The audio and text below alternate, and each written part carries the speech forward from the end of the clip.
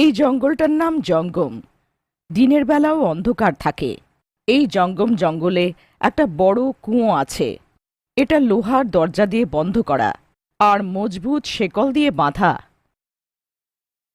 এই জঙ্গলে কেউ আসে না। যে গেল সে আর ফেরে না।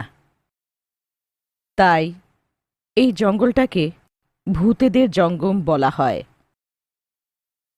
জঙ্গম জঙ্গলের সাথে ৮টা গ্রাম আছে: কন্টকা, শোলাপুর, কৌশল, মজেরা, কিশনগঞ্জ, দশকা, বেলপুর, সোহামপুর। এই ৮টা গ্রামের পরম্পরাগত কন্টকা গ্রামের ত্রিসেন বংশের লোকেরা শাসন করত।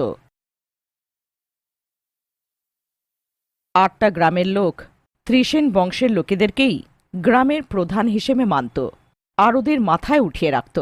এই